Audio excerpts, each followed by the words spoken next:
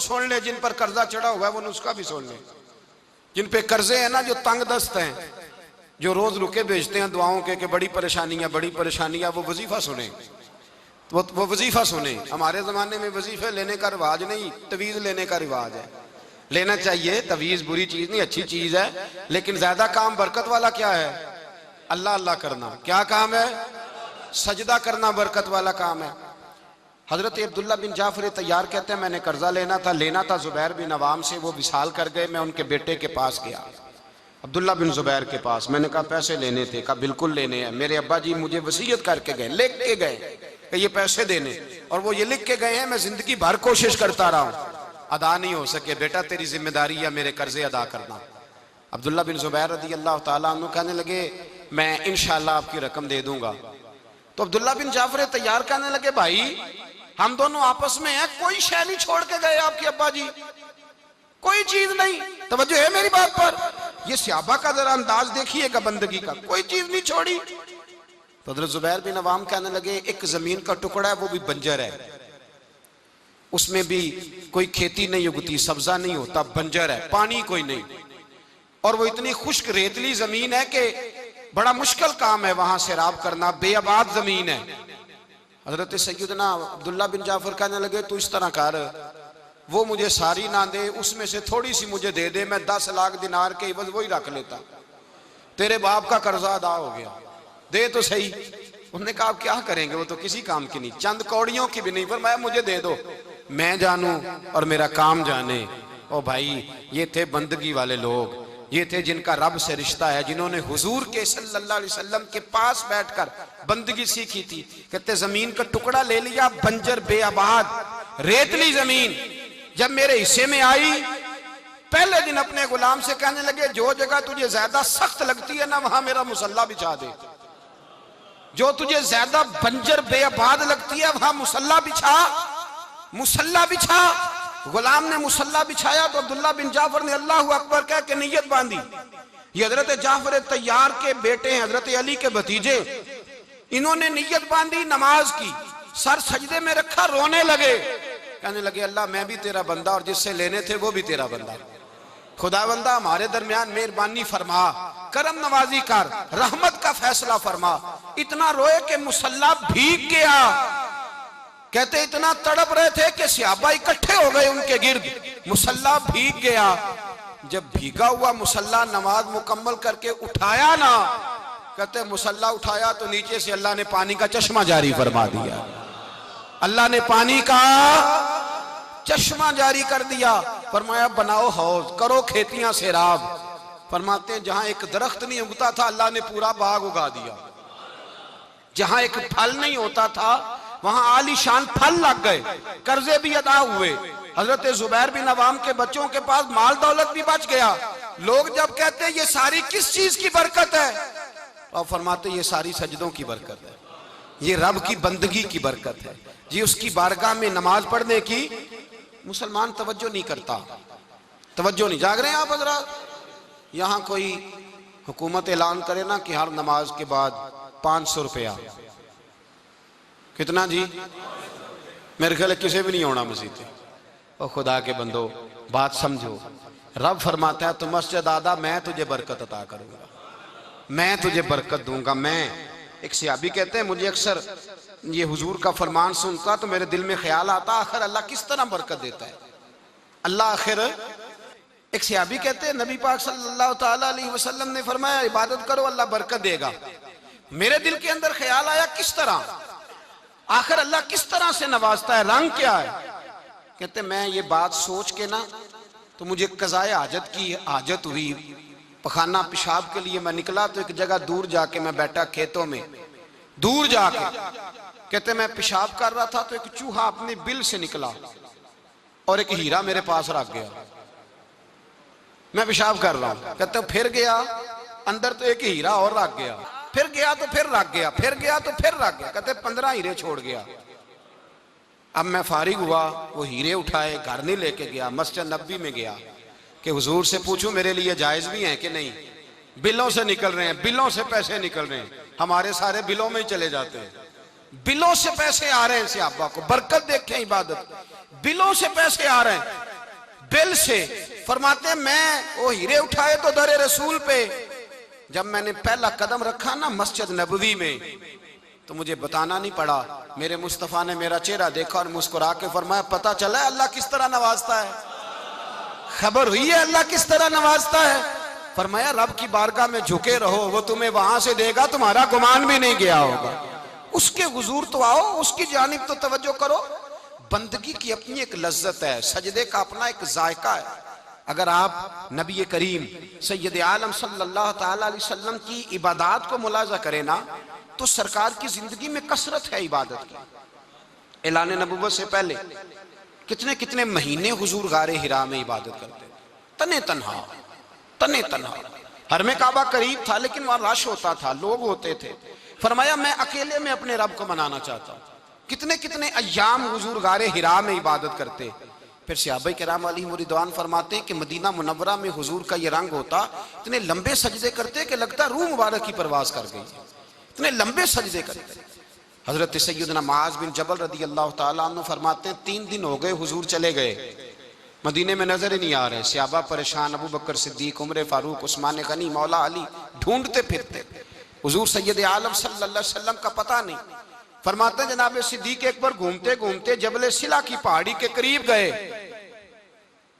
तो एक चरवाहा बकरियां चरा रहा था, उससे पूछा तुमने मेरे महबूब को तो नहीं देखा?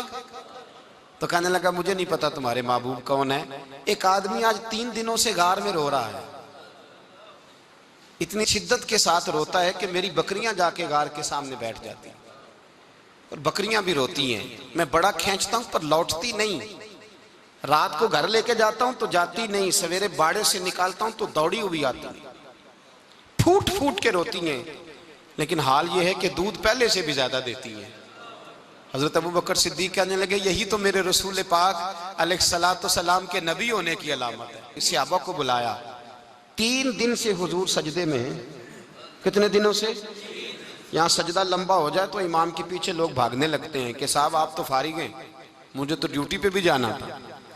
3 दिन से हुजूर सजदे में, इतना तवील सजदा, इतना तवील। सहाबा कहते हैं कदमों में जाके लगे, महबूबा बस करें आ जाएं। हुजूर ने फरमाया रब ने सूरह हूद नाजिल कर दी है, सख्त हुक्म आ गए हैं। वो कहता है मैं तेरी उम्मत से हिसाब पूछूंगा, मैं अपने रब को मना रहा हूं, बकर जाओ मुझे मना लेने दो।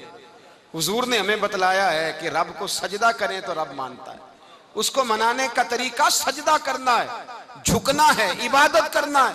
कहा वो मानेगा तो मैं आऊंगा। तड़प गए सहाबा। और एक रवायत ऐसी भी है कि जब बात ना बनी तो हजरत फातिमा से अर्ज किया।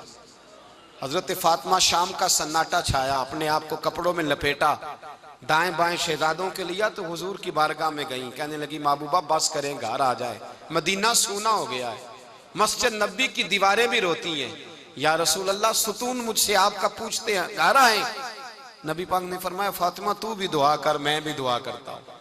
हजरत फातिमा भी साथ वाले कोने में सजदे में गिर गई। फिर दुआ हुई, फिर इल्तजा हुई। हजरत जिब्रील आए, कहने लगे महबूबा रब कहता है सार उठाओ, वाला सौफ युतीका रब्बुका फतरदा। अल्लाह फरमाता है मैं आपको इतना दूंगा कि आप मुझसे राजी हो जाएंगे। तो हुजूर तो सजदे के आलम में। हजरत सैयदना अब्दुर्रहमान इब्ने औफ कहते हैं मैं हुजूर के साथ था, हम मस्जिद नबी से निकले तो सामने एक बाग आया, हुजूर फटाफट गए और बाग में सर सजदे में रख दिया। देर तक हुजूर ने सजदा किया, इतना लंबा कि जैसे किसी की रूह परवाज कर गई। कहते मैं हुजूर फारिग हुए तो अर्ज की हुजूर इतने लंबे सजदे की वजह? तो फरमाया मेरे पास जिब्रील आए थे और उन्होंने कहा या रसूल अल्लाह रब कहता है आपका जो उम्मती एक बार दुरूद पड़ेगा अल्लाह उस पर 10 रहमतें नाज़िल करेगा, अल्लाह उसके 10 गुनाह माफ करेगा, अल्लाह उसके 10 दर्जे बुलंद करेगा। तो मैंने कहा सजदा करके शुक्र ना अदा कर लूं? इस बात पर मैं सजदा करने लग गया। इस बात पर एक दोस्त के यहाँ बेटा हुआ, मुझे कहने लगे मुबारक हो भतीजा आया है। मैंने कहा खैर मुबारक। बड़े अरसे के बाद अल्लाह ने नवाजा, मैंने 5 किलो मिठाई भेजी आपकी जानिब, दोस्तों को खिला दीजिएगा। मैंने कहा और कितनी बांटी है? कहने लगे मनों के हिसाब से। बाकी मामलात कैसे? कहने लगे क्या बात है, गरीबों को, मिस्कीनों को, लाचारों को सबको दिया है। तो मैंने कहा नफल कितने पड़े? कहने लगा टाइम निकालता हूं मैं। टाइम बेटा किसने दिया? शुक्र किसका अदा करना था? भाई यहां हाल ये है हमारा कि हमें दो रखते थोड़ी मुश्किल है। अगर कहा जाए कि 25 मन मिठाई तकसीम करनी है तो वो आसान है। हमने अपने लिए इबादत को, रियाजत को बोझ सा बना लिया, इसको उतारें, कुछ भी मुश्किल नहीं। रब की बारगाह में जितना बंदा झुकता जाता है उतना ही अल्लाह उसे और इज्जत अता करता जाता है। बुजुर्गों से किसी ने पूछा था कि मेरी अल्लाह अल्लाह कबूल भी है कि नहीं, तो वो कहने लगे रब को तेरी पहला सजदा कबूल था तो तब उसने दूसरे की तौफीक दी थी। उसे तेरी फजर कबूल थी तो तुझे जोर पढ़ने की तौफीक दी। उसने तेरा पहला रोजा कबूल किया तो दूसरा रखने का मौका दिया। ये अलामत है कबूलियत। मेरे महबूब ने फरमाया बंदगी करो, उसके हुजूर आओ, कभी का सलातुल लैल पढ़ो, कभी का तहज्जुद पढ़ो, कभी का इशराक पढ़ो, कभी का चाश्त पढ़ो, कभी का अवाबीन पढ़ो। और मेरे मुस्तफा ने फरमाया हो सके तो उठ के तहज्जुद पढ़ो, बाकी नमाजों पे रब तुम्हें सवाब देगा। अगर तहज्जुद पढ़ोगे तो रब तुम्हारी तरफ देख के मुस्कुराएगा, जो उसकी शान के लायक है वो मुस्कुराएगा। मुसल्ला आबाद करें, मुसल्ला आबाद करने से रूहानी जिंदगी आबाद रहेगी, मन के अंधेरे दूर होंगे, रूह की कसावतें दूर होंगी। इंसान अल्लाह से जुड़ा होता है तो उसकी बंदों की जानिब तवज्जो ही कम जाती है। हसद कौन कर रहा है, मुखालफत कौन कर रहा है, झगड़ा कौन कर रहा है, बुग़्ज़ कौन पैदा कर रहा है, इन चीज़ों से वो वैसे ही बचा रहता है। मेरे महबूब पाक सैयद आलम सल्लल्लाहु अलैहि वसल्लम कसरत से सजदा करते। क़यामत के दिन हुजूर शफाअत किस तरह करेंगे? सजदा करके 4 सजदे करेंगे हुजूर। बुखारी मुस्लिम में मौजूद है। सहाबा किराम फरमाते हैं हुजूर ने फरमाया जब उम्मतें परेशान हो के नबियों के पास जाएंगी तो फिर मेरे पास आएंगी। जब मेरे पास आएंगी तो मैं सजदा करूंगा और खुदा से कहूंगा या अल्लाह इनका हिसाब तो शुरू कर। फरमाया मेरे एक सजदे से अल्लाह हिसाब शुरू करेगा। फिर मेरे गुलाम रह जाएंगे जिन्होंने बहाने बनाए होंगे, नमाज पढ़ी होगी, ये बहाना है खुदा की रहमत हासिल करने का। जिनके पास तो कुछ होगा वो तो उस बहाने के सबब चले गए, गुनाहगार रह गए, तड़प के कहेंगे महबूबा हम क्या करें? तो हुजूर फरमाते हैं मैं लंबा सजदा करूंगा। फरमाते मैं लंबा सजदा जब करूंगा तो रब लंबे सजदे के बाद फरमाएगा महबूब सर उठाइए, आप मांगिए मैं अता करता हूं, आप सवाल कीजिए मैं देता हूं, आप सिफारिश कीजिए मैं कबूल करता हूं। तो मैं अल्लाह मेरे गुनाहगारों को बख्श दे। रब कहेगा जिसके दिल में राई के दाने के बराबर ईमान है उसे ले जाइए, ले जाइए, ले जाइए उसे। एक हदीस में है जिसके दिल में जौ के दाने के बराबर ईमान है, ले जाइए। हुजूर फरमाते हैं उनको जन्नत में भेज के मैं फिर सजदे में गिर जाऊंगा। लंबा सजदा, तीसरा सजदा, ऐ अल्लाह मेहरबानी का रहमत फरमा। अल्लाह कहेगा महबूब सर उठाओ, जो मांगोगे मैं दूंगा। या अल्लाह और फजल का, जिसके दिल में राई के दाने से भी कम ईमान है महबूब उसे भी जन्नत में ले जाओ। हुजूर फरमाते हैं मैं और सजदा करूंगा, फिर जिसके दिल में उससे भी कम ईमान होगा उसे भी ले जाऊंगा। सुबह कयामत मेरे मुस्तफा करीम अलैहिस्सलाम उम्मत भी सजदा करके बख्शवाएंगे। जब हुजूर सजदे कर रहे हैं तो उम्मत क्यों नहीं कर रही? हुजूर सजदे करके बख्शवाएंगे, उम्मत सजदा ही नहीं कर रही, तवज्जो ही नहीं कर रही। मेरे भाई सजदे की इतनी कैफियत है, इबादत की इतनी लज्जत है कि हजरत आयशा फरमाती हैं तेज आंधी आती तो हुजूर नमाज पढ़ने लगे, तेज आंधी आती तो नमाज पढ़ते, बारिश ना होती तो नमाज पढ़ते, बारिशें ज्यादा होती तो नमाज पढ़ते, सूरज ग्रहण होता तो हुजूर नमाज पढ़ते, चांद ग्रहण होता तो नबी पाक, बल्कि हजरत आयशा कहती हैं ग्रहण लगा चांद को तो हुजूर ने फटाफट सर सजदे में रख दिया और नमाज के बाद हुजूर रोने लगे, कहने लगे ए अल्लाह तूने कहा नहीं था कि मैं तेरी मौजूदगी में इन्हें अजाब नहीं दूंगा। अल्लाह दरगुजर कर अपने बंदों से, रहमत फरमा, करम नवाजी फरमा। फरमाया हर मौके पर हुजूर नमाज पढ़ते। सैयद आयशा सिद्दीका फरमाती हैं कभी कभी मेरे बिस्तरे नूर में हुजूर होते, फरमाते अबू बकर की बेटी तो इजाजत दे तो रब को राजी ना कर लूं। मैं कहती मेरी क्या जुर्रत है। तो हुजूर नमाज की नीयत बांधते।